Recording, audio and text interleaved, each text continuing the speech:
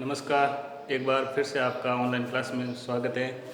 आज हम आगे चतुर्भुजों के बारे में पढ़ रहे थे, तो उनमें आज हम पढ़ेंगे आगे वर्ग।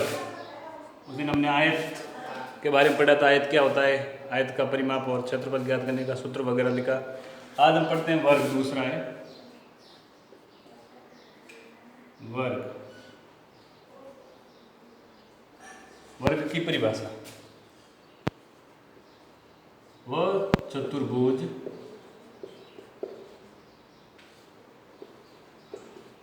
जिसकी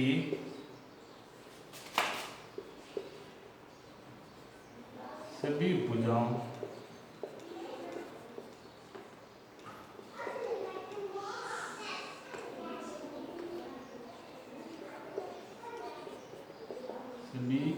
जिसकी सभी भुजाएं एक समान हो एवं प्रत्येक कोण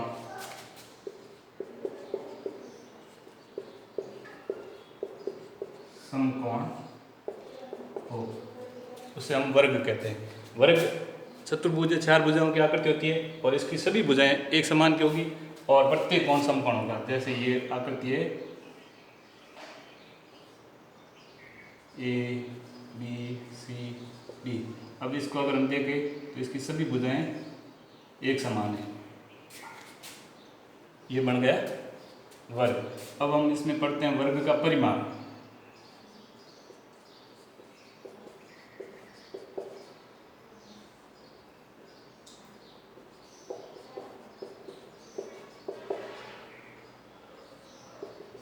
परिमाप का मतलब होता है किसी भी आकृति के चारों ओर की दूरी को ज्ञात करना है तो हम उसका परिमाप निकालते हैं। तो वर्ग की चारों ओर की दूरी को ज्ञात करने के वर्ग की भुजाएं चार, तो 4 गुणा, क्योंकि सभी भुजाएं बराबर है तो 4 गुणा भुजा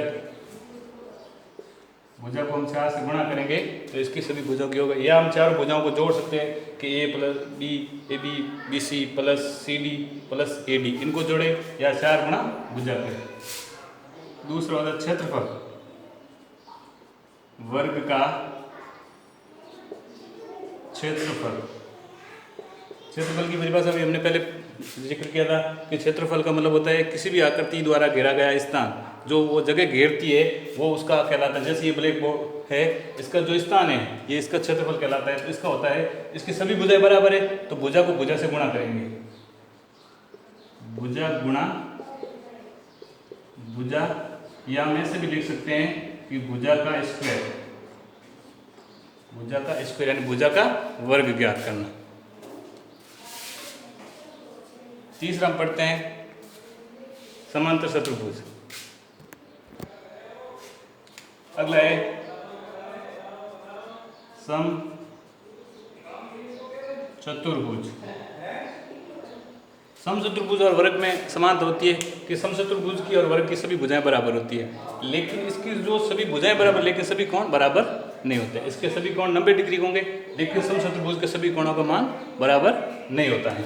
समचतुर्भुज मतलब वह चतुर्भुज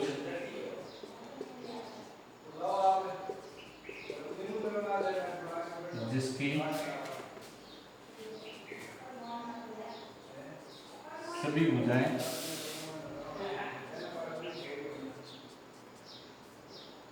समान हो तथा प्रत्येक, या हम ऐसे भी कह सकते तथा इसके सम्मुख कोण बराबर होते हैं। सम्मुख कोण बराबर यानी इसके आमने सामने के कोण बराबर होंगे। जैसे इधर वाला कोण है तो उसके सामने होगा। और एक बात इसमें और विशेष होती है तथा इसके जो विकर्ण होते हैं तथा विकर्ण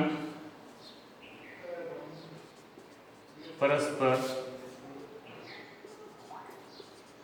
लंब समद्विभाजित हो। समचतुर्भुज में सभी भुजाएं बराबर होगी लेकिन कोण बराबर नहीं होंगे, उसके आमने सामने कोण बराबर होंगे। और जो विकर्ण होते हैं, जो उनके दो विकर्ण होते हैं वो हमेशा लंबसम विभाजित होते हैं, मतलब दो भागों में बढ़ते हैं। जैसे इसके आकृति हम बना लेते हैं, ये ऐसी आकृति होती है। अब इसमें जो विकर्ण होते हैं, जो मध्य में जो होते हैं, ये दोनों परस्पर लंबसम विभाजित होते हैं, मतलब 90 डिग्री पर मिलते हैं। अब हम आगे बढ़ेंगे, समांतर चतुर्भुज।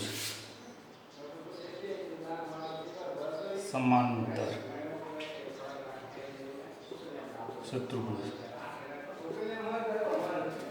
आयत को भी हम समांतर चतुर्भुज कह सकते हैं, क्योंकि आयत की भी जो सम्मुख भुजाएं होती है बराबर होती है, और इसकी भी जो आमने सामने की भुजा या सम्मुख भुजा बोलते हैं वो बराबर होती है। लेकिन उसमें प्रत्येक कोण 90 डिग्री का होता है और इसके सभी कोण बराबर नहीं होते, इसके आमने सामने के कोण बराबर होते हैं। तो जैसा उसमें, तो ऐसा इसमें होता है वह चतुर्भुज,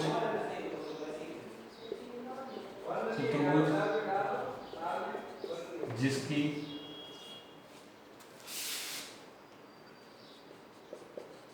आमने सामने की भुजाएं समान हो एवं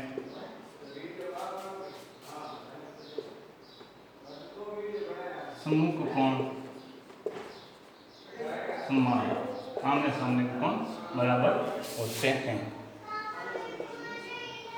इसके आमने सामने के कोण बराबर होते हैं। अब जैसे ये आयत की तरह होता है, लेकिन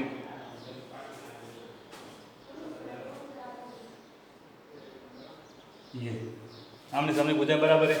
जैसे मान लो ए और बी, सी और डी, ए बी बराबर सी डी, ये सम्मुख भुजा होगी, और ए डी बराबर सी बी, ये इसकी सम्मुख भुजाएं बराबर हो जाती है।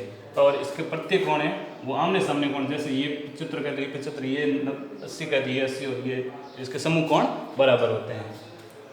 अब वर्ग और समचतुर्भुज का परिमाप अगर करना है तो सेम होता है, और उसका अगर हमें क्षेत्रफल निकालना तो दोनों का एक समान होता है, इसलिए समचतुर्भुज का क्षेत्रफल और वर्ग का क्षेत्रफल एक समान ही होता है। अब हम इसका निकालते हैं क्षेत्रफल परिमाप। सेम आयत की तो थोड़ा सा फर्क होता है। समांतर चतुर्भुज का परिमाप, सभी भुजाओं का योग, इसके सभी भुजाओं का योग करेंगे, सभी भुजाओं का योग, या आयत की तरह भी लिख सकते हैं, 2 कोश लंबाई प्लस चौड़ाई कर सकते हैं। और समांतर चतुर्भुज का क्षेत्रफल होता है, वो होता है, आयत में लंबाई इंटू चौड़ाई करते, इसमें आधा इंटू ऊंचाई करेंगे, इसका आधा और ऊंचाई, क्योंकि ये भुजा सम बराबर नहीं है तो इसकी आधा इंटू ऊंचाई करेंगे, आधा गुणा ऊंचाई। अब हम पढ़ते हैं अगला जो हमारा है वो है समलंब। समलंब चतुर्भुज। समलंब चतुर्भुज वह चतुर्भुज जिसमें एक भुजा का जोड़ समांतर, मतलब उसकी एक भुजा ऐसी हो, एक भुजाओं का जोड़ा है, जैसे 2 भुजाओं का जोड़ा है, वो एक समांतर होना चाहिए। समांतर का मतलब होता है जो अनंत तक मिलती नहीं है, आपस में प्रतिच्छेद नहीं होती। वह चतुर्भुज जिसमें एक भुजा का जोड़ समांतर हो, एक भुजा का जोड़ समांतर होता है। जैसे हम बना सकते हैं समलंब चतुर्भुज, हमने ये बनाया,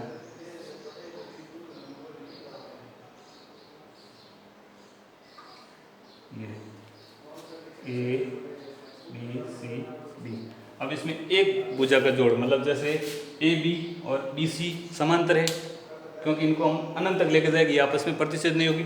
लेकिन बी सी और ए डी को अगर हम ऊपर की तरफ मिलाएंगे तो आपस में ये प्रतिच्छेद हो जाते हैं, मतलब इसका एक जोड़ा क्या होना चाहिए, समांतर होना चाहिए। तो ये एक इसका जोड़ा समांतर है। इसका परिमाप सभी भुजाओं का योग वही है, और इसका क्षेत्रफल कर लेते हैं हम। क्षेत्रफल करते हैं तो 1/2 गुणा समांतर भुजाओं का योग कोष्टक बंद करके इंटू ऊंचाई। 1/2 कोष्टक बंद समांतर भुजाओं का योग, मतलब इन दोनों भुजाओं को जोड़ेंगे और उसको इसकी ऊंचाई से गुणा, यहाँ अगर हम यहाँ ऊंचाई लें उसकी ऊंचाई से गुणा करेंगे तो इसका क्षेत्रफल आ जाता है। तो ये था समलंब चतुर्भुज और ये था समांतर चतुर्भुज। इससे पहले हमने आयत वर्ग और समचतुर्भुज पढ़े, अब आगे और पढ़ेंगे। जब तक के लिए धन्यवाद, नमस्कार।